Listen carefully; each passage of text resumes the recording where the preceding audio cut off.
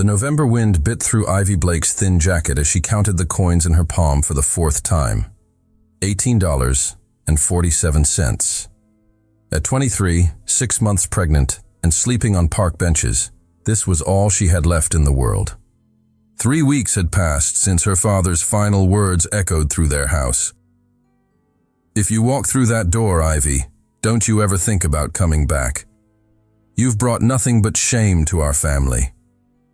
Her mother had stood silent in the hallway, tears streaming down her face, but saying nothing. The woman who once braided Ivy's hair and sang lullabies had chosen her husband's approval over her daughter's life. The baby kicked softly against her ribs, and Ivy placed a protective hand over her belly. "It's okay, little one," she whispered, her breath visible in the cold air. "Mommy's going to figure this out." But as darkness settled over the empty park, Ivy wasn't sure she believed her own words. Her phone had been disconnected 2 days ago. The homeless shelter was full, and Richard, the man who had promised to love her forever, had vanished the moment she'd whispered the word pregnant. A sudden wave of dizziness washed over her, and Ivy gripped the bench to steady herself. When was the last time she'd eaten? Yesterday morning, maybe. The world tilted slightly, and she closed her eyes, fighting the nausea. "Excuse me, are you all right?" The voice was deep, concerned. Ivy's eyes flew open to find a tall man in an expensive coat standing a few feet away. Even in the dim streetlight, she could see he was handsome, dark hair, kind eyes, probably in his 30s. "I'm fine," Ivy said quickly, struggling to stand. Her legs wobbled, betraying her words. Dr. Miles Rhodes had been walking aimlessly through downtown for over an hour, unable to face his empty penthouse after another 18-hour surgery. 3 years since the accident that took Sarah and their unborn daughter, and he still couldn't sleep without the nightmares. But seeing this young pregnant woman alone on a bench, her hand protectively cradling her belly exactly as Sarah used to do, something inside Miles' chest cracked open. "When did you last eat?" he asked gently, his medical training overriding social pleasantries. Ivy's chin lifted defiantly. "I don't need charity." "I wasn't offering charity. I was offering dinner." Miles kept his voice soft, non-threatening. "There's a diner 2 blocks away. Best coffee in the city." Ivy stared at him, searching his face for judgment, for pity, for the look everyone gave her now. Instead, she found only genuine concern. Her stomach chose that moment to growl audibly, and Miles smiled, the first real smile he'd managed in months. "I can't pay," Ivy admitted quietly.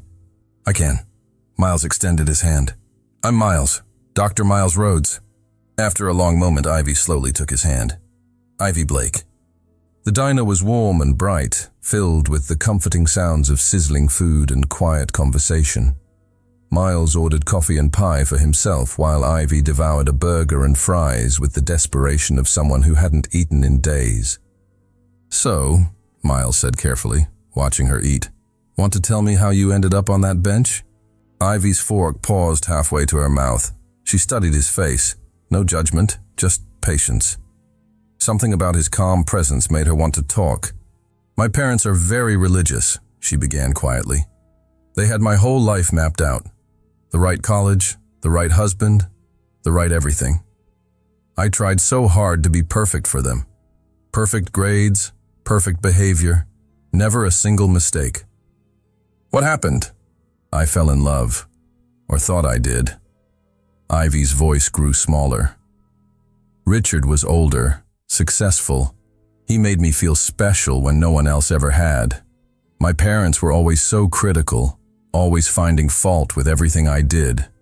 But Richard, he said I was beautiful, that I mattered." Miles felt his chest tighten, recognizing the pain in her voice. "We were together for 4 years, Ivy continued. He said he loved me, that we'd get married someday. But there was always a reason to wait, his business, his family, something. I didn't realize he was just using me." "And when you got pregnant?" Ivy's laugh was bitter. "He disappeared, blocked my number, moved apartments. When I finally tracked him down, he said it wasn't his problem. That's when I realized I'd been living in a fantasy. He never loved me. I was just convenient. Miles set down his coffee cup, his jaw clenched. And your parents? They said I was a disgrace, that I'd embarrassed them in front of the church. My father gave me one chance to fix this. Ivy made air quotes, her voice breaking, but I couldn't. I won't. This baby is the only thing in my life that's truly mine. The raw honesty in her words hit Miles like a physical blow. He saw himself at her age, desperate for his father's approval, trying to be the perfect son. But unlike Ivy, he'd never had to choose between family and principle. You made the right choice, Miles said firmly. That takes incredible strength. Ivy looked up, tears threatening to spill. It doesn't feel strong. It feels terrifying. Miles leaned forward, his voice gentle but certain. Ivy, listen to me. You're 23 years old, 6 months pregnant with nowhere to go, and you're still fighting for your child. If that's not strength, I don't know what is. For the first time in weeks, Ivy felt something other than despair.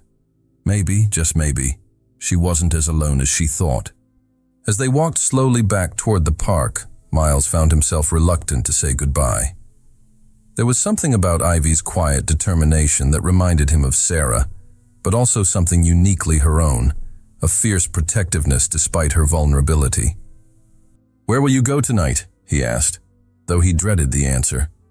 There's a 24-hour laundromat down the street. Sometimes they let people wait inside if it's really cold. Miles stopped walking. The thought of this pregnant woman spending another night in a laundromat made his chest ache in a way he hadn't felt since Sarah died. I have a better idea, he said quietly. Ivy tensed. I already told you I have an empty room in my apartment, Miles interrupted gently. It was supposed to be a nursery, but he paused, swallowing hard. My wife died in a car accident 3 years ago. She was pregnant with our daughter. Ivy's eyes widened, her hand instinctively moving to her belly. The room's been empty ever since, Miles continued, his voice steady despite the pain. You could stay there, just until you figure things out. I work long hours, so you'd have privacy. No strings attached, no expectations. Why would you do that for a stranger? Ivy whispered. Miles looked at her, this brave young woman who reminded him that life was still happening outside his cocoon of grief. Because everyone deserves a safe place to bring their child into the world. Ivy stared at him, searching for hidden motives, for the catch that always came with men's kindness. But Miles's gray eyes held only sincerity and a sadness that matched her own. Okay, she whispered, just until I can find something else. Miles smiled, feeling lighter than he had in years. Okay. Miles's penthouse was everything Ivy had expected from a successful doctor. Floor-to-ceiling windows, expensive furniture, and a silence that spoke of loneliness. But what caught her breath was the nursery. The room was perfect, soft yellow walls, a beautiful crib, tiny clothes still hanging in the closet with tags attached. It was a shrine to dreams that would never be fulfilled. I can't stay here, Ivy whispered, backing toward the door. This is your daughter's room. Miles stood in the doorway, his hands clenched at his sides. She's not coming home, Ivy. She never was. Maybe someone should get to use this room for what it was meant for. The pain in his voice was so raw that Ivy felt tears spring to her eyes. Are you sure? I'm sure. Miles managed a small smile. Besides, I think Sarah would have liked you. She had your same stubborn streak. As Ivy settled into the beautiful nursery that night, she found herself whispering a prayer of gratitude to the woman she'd never met, who'd unknowingly given her shelter when she needed it most. 3 weeks later, Ivy woke to the smell of coffee brewing and realized, with a start, that she felt safe. For the first time in months, she'd slept through the night without jerking awake at every sound. The past 3 weeks had developed into an unexpected rhythm. Miles left early for his surgeries and returned late, usually finding Ivy reading in the living room or working on a sketch pad he'd brought her. Their conversations had grown longer, more comfortable, ranging from her dreams of teaching art to his passion for pediatric surgery. But more than that, Ivy had begun to transform the sterile apartment into something warmer. She cooked meals that filled the space with delicious aromas, arranged flowers from the market, and left little touches of life throughout the rooms. Miles, for his part, found himself hurrying home from work for the first time in years. The apartment that had once felt like a museum of his grief now felt like a home. And Ivy, quiet, artistic, fiercely protective of her unborn child, was becoming someone he looked forward to seeing. This morning, however, was different. Miles appeared in the kitchen doorway still in his pajamas, his dark hair mussed from sleep. "You're up early," Ivy said, pouring him a cup of coffee. "Surgery got postponed."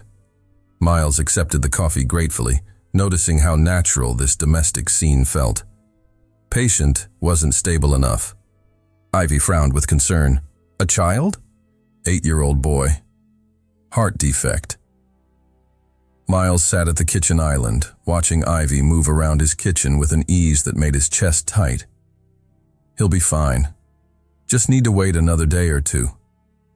"You worry about them," Ivy observed, settling across from him with her tea. "All your patience. I can see it in your face when you talk about them." Miles looked up, surprised by her perception. "Sarah used to say the same thing. She said I carried every patient home with me." It was the first time he'd mentioned his wife without the conversation ending in painful silence. Ivy set down her cup, studying his face. "Tell me about her," she said softly, "if you want to." Miles was quiet for so long that Ivy thought she'd overstepped. Then slowly, he began to speak. She was a kindergarten teacher, loved kids more than anything in the world. His voice grew soft with memory. She used to say that every child deserved to feel special, to feel seen. When she got pregnant, she was already planning how she'd make our daughter feel like the most important person in the universe. "She sounds wonderful," Ivy whispered. She was. She would have loved being a mother. Miles looked at Ivy, his gray eyes holding a warmth that made her heart flutter. "She would have loved you too. You have the same fierce protective instinct." Ivy felt heat rise in her cheeks. "I'm nothing like her. She was a teacher, respected, married to a successful doctor. I'm just..." "Stop." Miles's voice was firm, but gentle. "You're a woman who chose her child over everything else she'd ever known. You're an artist who sees beauty even in the darkest situations. You've turned this place into a home in 3 weeks when I couldn't do it in 3 years. Don't diminish yourself, Ivy." The intensity in his voice made Ivy's breath catch. She searched his face and saw something that made her pulse race, a look that had nothing to do with pity or charity, and everything to do with genuine admiration. "Miles," she whispered, but before she could finish the thought, his phone rang, shattering the moment. As Miles answered the call, Ivy pressed a hand to her racing heart. Whatever was happening between them was becoming something more than gratitude, more than circumstance. And that terrified her almost as much as it thrilled her. That evening, Miles returned home to find soft music playing and the apartment filled with the warm scent of something delicious. Ivy appeared from the kitchen, wearing one of his button-down shirts over her leggings, her hair pulled back in a messy bun. "I hope you don't mind," she said, gesturing to the shirt. "I got sauce on my dress while cooking." Miles swallowed hard. Seeing her in his clothes, moving through his kitchen, preparing dinner, it awakened something in him he'd thought died with Sarah. "What's the occasion?" he asked, his voice slightly rough. Ivy smiled, a genuine expression that transformed her entire face. "I got some news today. Remember that art gallery I told you about? The one downtown that displays local artists?" Miles nodded, moving closer. "The owner saw some of my sketches when I was sitting outside. She wants to display 3 of my pieces next month." Ivy's eyes shone with excitement. "It's not much, but it's a start. I wanted to celebrate." Without thinking, Miles stepped forward and pulled her into his arms, spinning her around as she laughed with delight. When he set her down, they were standing close, too close, and the laughter faded as they stared at each other. "I'm proud of you," Miles said softly, his hand still resting on her waist. "You're incredibly talented." "Miles," Ivy breathed, her hands flat against his chest. He leaned down, and she rose up on her toes. And for a moment it seemed like the most natural thing in the world. Then the baby kicked sharply, and Ivy gasped, the spell broken.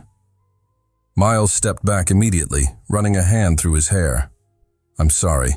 That was inappropriate." "No, it wasn't," Ivy said quickly. "It's just, this is complicated." "I know." Miles's voice was rough with emotion. "God, Ivy, I know." They stared at each other across the kitchen, the air thick with unspoken feelings and impossible circumstances. "Dinner smells amazing," Miles said finally. Ivy managed a shaky smile. "I made your favorite, the pasta dish you mentioned liking." As they sat down to eat, both pretended not to notice how their hands brushed when passing dishes, or how their eyes lingered on each other's faces. The apartment felt charged with possibility and the weight of everything they couldn't say. Later, as Ivy cleaned up and Miles watched her move around his kitchen, he realized something that both thrilled and terrified him. He was falling in love with her. Not just because she reminded him of Sarah, not out of gratitude or sympathy, but because of who she was, brave, kind, talented, and stronger than she knew. And judging by the way she looked at him when she thought he wasn't watching, she was falling too. 2 months later, the transformation was complete. Miles's sterile penthouse had become a warm, inviting home filled with Ivy's paintings, plants that actually thrived, and the constant scent of something delicious cooking. More importantly, Miles himself had transformed. His colleagues noticed the change immediately. He smiled more, left work at reasonable hours, and had started talking about things other than surgery. Dr. Sarah Chen, his closest friend at the hospital, cornered him one afternoon with a knowing grin. "All right, spill," she demanded. "Who is she?" Miles looked up from his patient files, feigning confusion. "Who is who?" "The woman who's made you human again. Don't deny it, Rhodes. You're practically glowing." Miles couldn't help but smile, thinking of Ivy, now 8 months pregnant and more beautiful than ever. "It's complicated, Sarah. The best relationships usually are." That evening, Miles came home to find Ivy sitting on the couch, holding something small in her hands and crying softly. "Hey," he said, immediately concerned, crossing the room in 3 quick steps. "What's wrong? Is it the baby?" Ivy looked up, tears streaming down her face, but she was smiling. "Look what came in the mail today." She held up a small package, and Miles recognized the return address immediately, the toy store he'd visited weeks ago. Inside was the exact doll Ivy had described wanting as a child, a porcelain-faced baby doll with blonde curls and a blue dress. "I know you're an adult now," Miles said softly, settling beside her on the couch. "And maybe it doesn't mean as much anymore. But I thought, maybe your daughter could play with it someday." Ivy's sob was half laugh, half cry. "Miles, this is the most thoughtful thing anyone has ever done for me." She leaned against his shoulder, and Miles wrapped his arms around her, feeling the baby move between them. In that moment, sitting in their warm living room with Ivy in his arms and her unborn child active against his side, Miles felt something he hadn't experienced since before Sarah died. Complete happiness. "I love you," he said quietly, the words slipping out before he could stop them. Ivy went very still in his arms. Then she pulled back to look at him, her brown eyes wide and vulnerable. "You do?" "I do." Miles cupped her face gently. "I love your strength, your talent, the way you see beauty in everything. I love how you've made this place feel like a home. I love watching you talk to your daughter, how protective you are of her. I love you, Ivy Blake, and I know it's complicated and maybe impossible, but I needed you to know." Ivy's tears flowed freely now. "Miles, I love you too. I've been so scared to say it because—" Miles silenced her with a kiss, soft and sweet and full of promise. When they broke apart, both were breathing hard. "We'll figure it out," Miles whispered against her forehead. "Whatever happens, we'll figure it out together." For the first time since she'd been thrown out of her family home, Ivy felt truly safe. Not just physically safe, but emotionally safe. cherished, protected, loved for exactly who she was. They spent the evening planning the nursery together, Miles sketching modifications while Ivy painted a small canvas of flowers for the wall. As midnight approached, Miles helped her to bed with the careful tenderness of someone handling something precious. "Sweet dreams," he whispered, kissing her goodnight. "Sweet dreams," she replied, her hand resting on his cheek. Neither of them could have imagined that tomorrow would bring the greatest test their newfound love had ever faced. Ivy was arranging flowers in the kitchen the next afternoon when the doorman called up to announce a visitor. She frowned. Miles wasn't expecting anyone, and she certainly wasn't. "Send them up," she said, assuming it was a package delivery. 5 minutes later, there was a sharp knock at the door. Ivy opened it to find a distinguished older man in an expensive suit, his gray hair perfectly styled and his blue eyes cold as ice. "You must be the gold digger who's been taking advantage of my son's grief," the man said without preamble. Ivy's blood turned cold. Even without an introduction, she knew exactly who this was, Miles' father, Dr. Richard Rhodes Sr. "I'm sorry, who are you?" Ivy managed, though her heart was already racing. "Don't play dumb with me, girl. I know exactly what you are and what you're doing here." Richard pushed past her into the apartment, his calculating gaze taking in the warm decorations, the evidence of a woman's touch everywhere. "Quite the setup you've managed. I'll give you credit for that. I think there's been a misunderstanding. The only misunderstanding is my son thinking he's in love with some homeless pregnant girl who saw an easy target." Richard turned to face her, his voice dripping with contempt. "But I know exactly what you are, Ivy Blake. A manipulator who preys on vulnerable men." Ivy's hands instinctively moved to protect her belly. "You don't know anything about me." "Don't I? Let's see. Thrown out by your own family for getting pregnant by some man who wanted nothing to do with you. No education, no prospects, no money. Then suddenly you meet my wealthy son at exactly the right moment, when he's most susceptible to a sob story." Each word hit Ivy like a physical blow because they contained just enough truth to be devastating. "Miles found me because he's a good man who saw someone in trouble," Ivy said, trying to keep her voice steady. Richard laughed coldly. "My son found you because you remind him of his dead wife. You're nothing more than a replacement, a pale imitation of what he lost. And once he realizes that, where do you think that leaves you?" "That's not true. Isn't it?" Richard stepped closer, his voice dropping to a cruel whisper. "Has he ever told you he loves you for yourself? Or does he always mention Sarah when he talks about your supposed virtues? Face it, girl. You're living in a dead woman's shadow, wearing her husband's clothes, sleeping in the room meant for her child." Ivy's vision blurred with tears, but Richard wasn't finished. "Miles is a brilliant surgeon with a bright future ahead of him. He's destined for great things, chief of surgery, maybe even Surgeon General someday.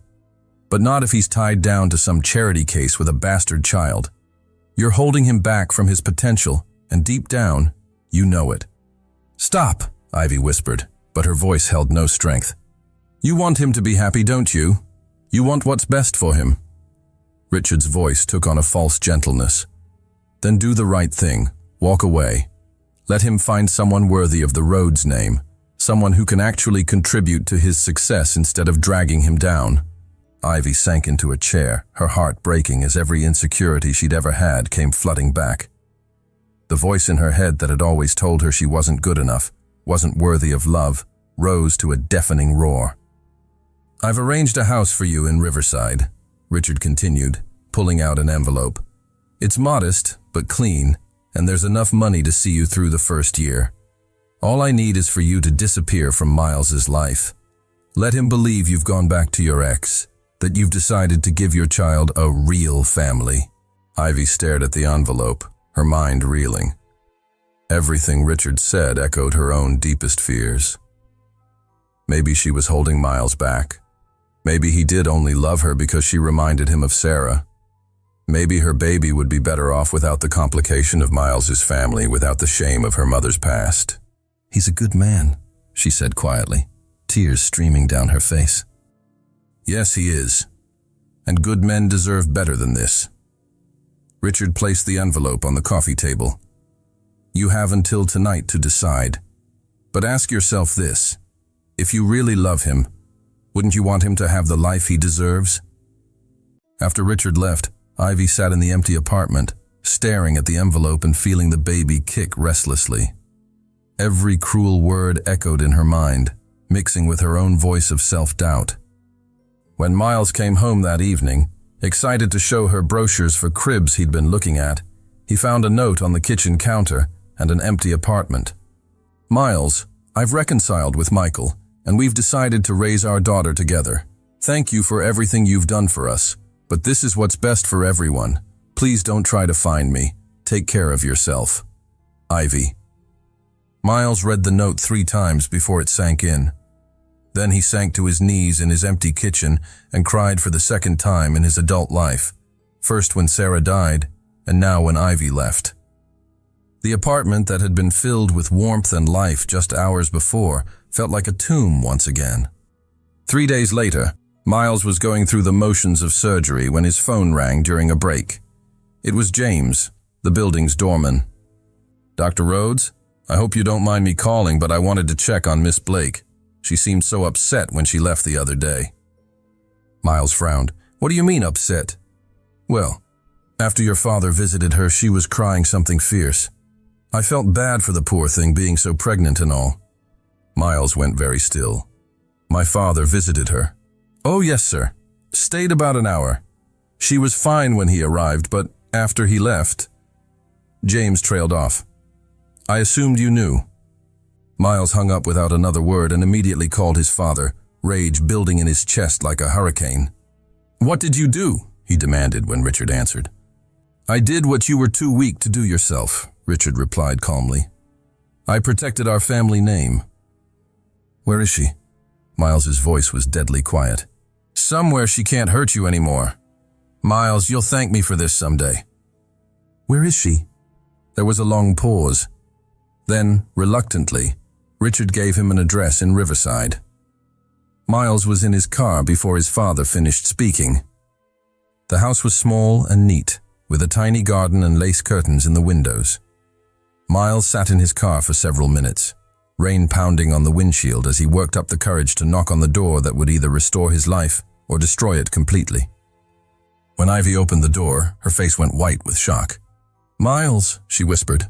She looked exhausted, her eyes red-rimmed from crying, but she was still the most beautiful woman he'd ever seen. May I come in? He asked quietly. Ivy hesitated, then stepped aside. The living room was sparse but clean, with a few of her paintings on the walls and the doll he'd bought her sitting on a side table. Why did you leave? Miles asked, his voice carefully controlled. I told you in the note. The note was a lie. Miles stepped closer, and Ivy backed away instinctively. What did my father say to you? It doesn't matter. It matters to me. The words exploded out of Miles, 3 days of grief and rage finally breaking free. Damn it, Ivy, it matters to me because I love you.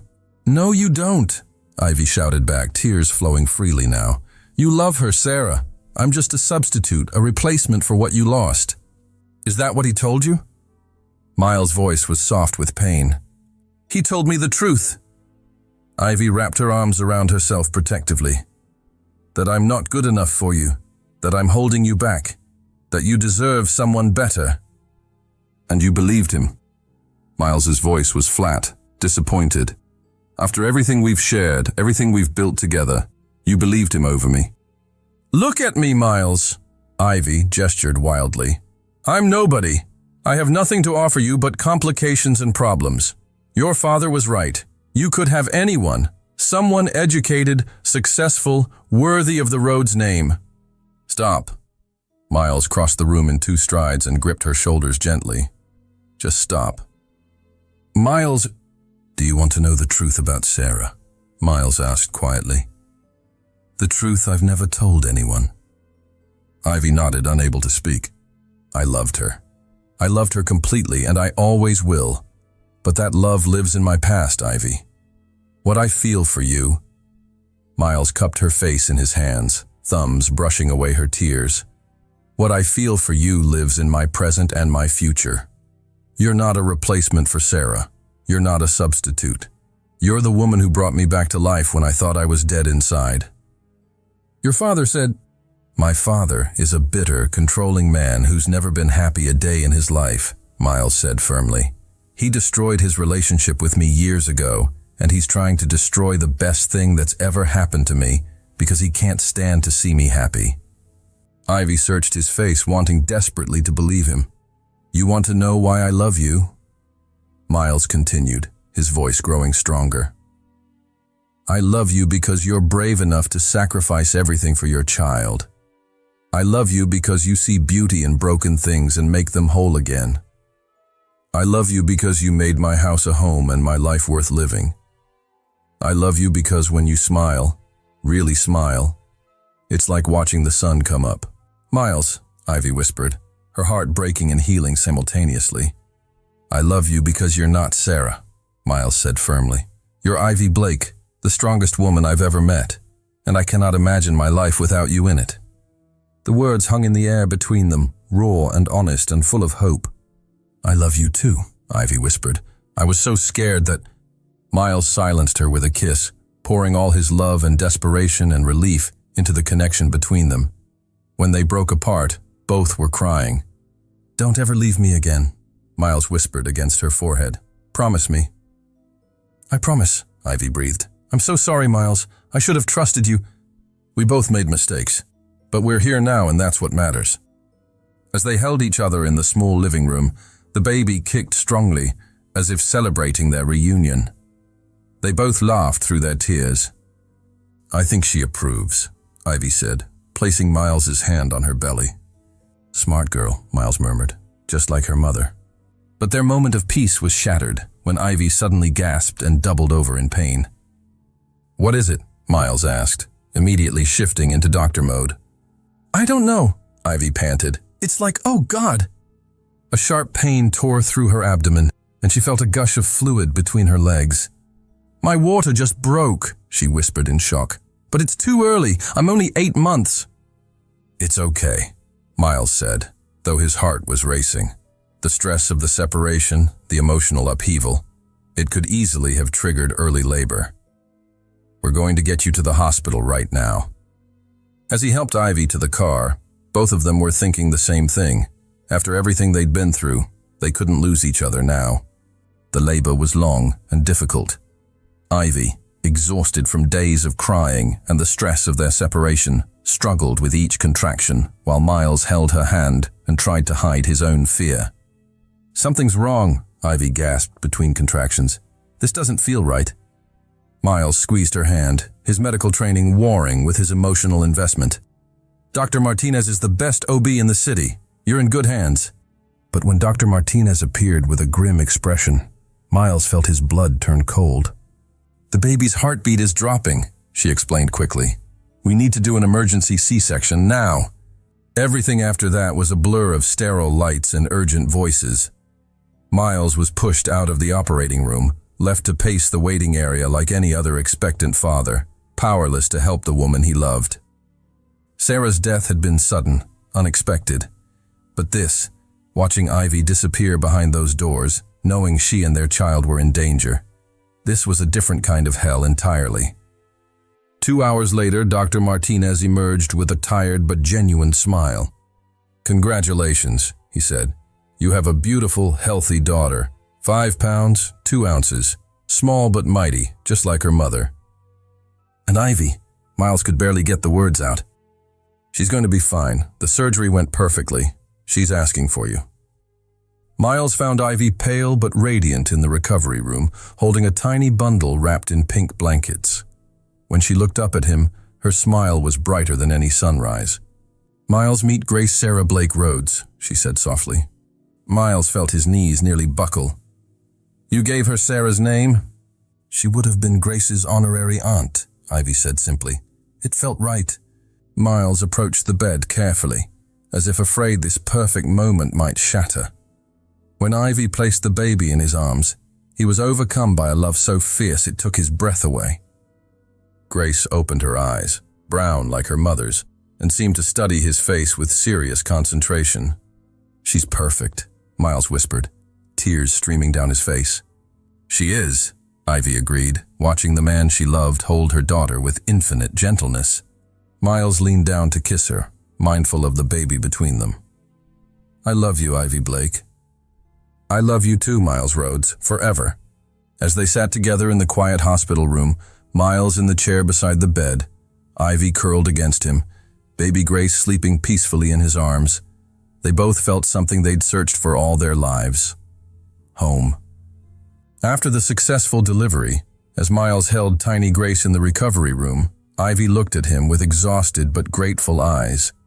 Miles, thank you for everything, she said softly, watching him cradle her daughter with infinite tenderness. For being here during the birth, for making sure we were both safe. Of course, Miles replied, unable to take his eyes off the perfect little girl in his arms. She's beautiful, Ivy. Absolutely perfect. Ivy smiled weakly. I have a favor to ask. Could you drive us back to the house in Riverside? I know it's a lot to ask, but… You don't even need to ask, Miles interrupted. I'll take you wherever you need to go. During the quiet drive, with baby Grace sleeping peacefully in her car seat, Ivy finally spoke the words that had been weighing on her heart. Miles, I need some time, she said quietly, not looking at him. What happened with your father? Everything that's been said. I need to figure out who I am when I'm not running from something or depending on someone else's kindness. Miles felt his heart crack, but he kept his voice steady. I understand. I love you, Ivy said, tears threatening to spill. I love you so much it scares me. But I need to be sure that I'm choosing you for the right reasons, not just because you saved me. Take all the time you need, Miles replied, though every word was agony. I'll be here when you're ready. As he helped her into the small house with baby Grace, Miles left his card on the kitchen table. If you need anything, medical care for Grace, groceries, anything at all, please call me. After he left, Ivy sat in the quiet house with her newborn daughter and cried for everything she'd gained and everything she'd lost. 3 months later, Miles was reviewing patient files in his office when his secretary, Mrs. Patterson, knocked on his door. Dr. Rhodes, there's a young woman here to see you. She doesn't have an appointment, but she says it's important. Miles looked up, distracted. Did she give her name? Before Mrs. Patterson could answer, the door opened wider, and Ivy stepped into view. Miles felt the air leave his lungs. She looked radiant, her hair longer and shinier, her complexion healthy, and a confidence in her posture that he'd never seen before. She was holding a baby carrier, and Miles could see Grace's tiny hand reaching up toward her mother's face. Hello, Miles, Ivy said softly, her voice steady but nervous. Ivy! Miles stood slowly, afraid that moving too quickly might make her disappear. How are you? How's Grace? We're good. Really good. Ivy stepped further into the office, closing the door behind her. She's growing so fast, and she's healthy and happy. Miles moved closer, unable to help himself. Grace had grown significantly in 3 months, her brown eyes bright and alert as she looked around the office with curiosity. She's beautiful, Miles said, his voice rough with emotion. Miles, I came here because I owe you an explanation, Ivy began, her hands trembling slightly. These past 3 months, I've been working on myself. I got into therapy. I started legal proceedings against Richard, the man who manipulated me for years. I won a settlement that means Grace and I are financially secure. Miles listened intently, his heart racing. But more importantly, Ivy continued, meeting his eyes directly, I've learned the difference between being saved and being loved, between gratitude and genuine feeling, between dependence and partnership. She paused, taking a deep breath. I love you, Miles Rhodes. Not because you rescued me, not because I needed you to survive, but because of who you are, because you're kind without being condescending, strong without being controlling, and you saw something worth loving in me when I couldn't see it in myself. Miles felt tears spring to his eyes. Ivy! I'm not the same broken girl you found in the park, she said firmly. I'm a woman who knows her own worth, who can take care of herself and her daughter. And I'm choosing you not because I have to, but because I want to. Miles crossed the remaining distance between them in 2 steps, cupping her face gently in his hands.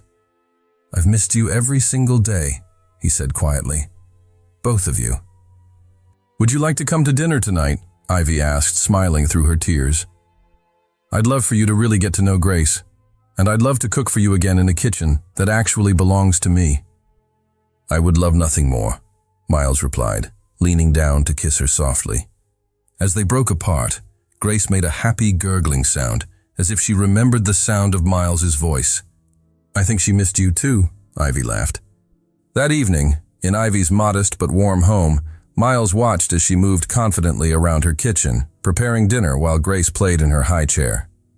The house was filled with Ivy's artwork, plants thriving in every window, and the comfortable chaos of a life being fully lived. Over dinner, Ivy told him about her art classes, her new friendships with other single mothers, her plans to eventually go back to school. Miles shared stories from the hospital, told her about the changes he'd made in his own life, working fewer hours, reconnecting with old friends, even starting therapy himself. "You seem different too," Ivy observed, studying his face across the candle-lit table. "Better different, I hope," Miles said. "Definitely better. More present. Like you're really living instead of just existing." After Grace had been fed and was napping peacefully in her crib, Miles and Ivy sat on the couch together, the space between them charged with possibility. "So what happens now?" Miles asked softly. "Now we start over," Ivy said, taking his hand. "We build something real together, based on who we are now, not who we were when we were both running from our pain." Miles brought her hand to his lips, pressing a gentle kiss to her palm. "I can't think of anything I'd rather do." As they talked late into the night, sharing dreams and fears and hopes for their future, both Ivy and Miles felt something they'd been searching for their entire lives. The peace that comes from being truly known and loved for exactly who you are. 6 months later, Miles would propose in the same park where they first met, with Grace clapping her hands in delight from her stroller. And at their wedding the following spring, Ivy would look into his eyes and say, "Thank you for seeing me when I couldn't see myself." "Thank you for showing me how to live again," Miles would reply. And as Grace toddled between their feet, scattering flower petals with gleeful abandon, both would know that sometimes the most beautiful love stories begin with the courage to save yourself, and then choosing to share that strength with someone who sees your worth.